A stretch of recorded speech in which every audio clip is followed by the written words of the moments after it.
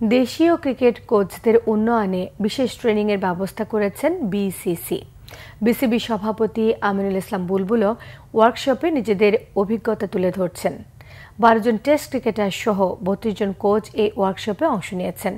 জাভেদ ওমর বেলিম, আশরাফুল মাহমুদুল্লাহ, তুষার ইমরান, শাহরিয়ার নাফিস, মিজানুর রহমান বাবুলদের মতো প্রতিষ্ঠিত কোচরাও নিজেদের দক্ষতা বাড়াতে অংশ নিচ্ছেন এই ওয়ার্কশপে।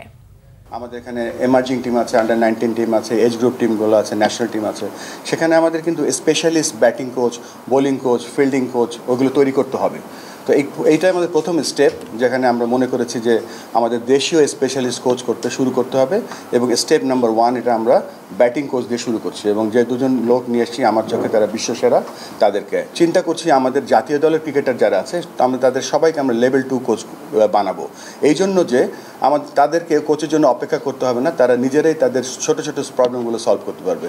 সো এখানে যারা এসছে 12 জন টেস্ট ক্রিকেটার সহ যে ক্রিকেটাররা আছে এখানে, তারা শুধু কোচিং করবে না, তাদের নিজের সমস্যাগুলো তারা সলভ করবে এবং তাদের বন্ধুদের প্রবলেমগুলো সলভ করবে। মাহমুদুল্লাহ সহ যারা এখানে এসছে, দেখেন একটা খেলোয়াড় যখন জানতে পারে তার কিভাবে প্রবলেম সলভিং করতে হবে, যেটা অ্যাশ বলছিল, সো সে কিন্তু খেলছে এবং খেলতে খেলতে সে যদি তার নিজের প্রবলেম নিজেই সলভ করতে পারে তাহলে হয়তো সে আরও বেটার প্লেয়ার হতে পারবে।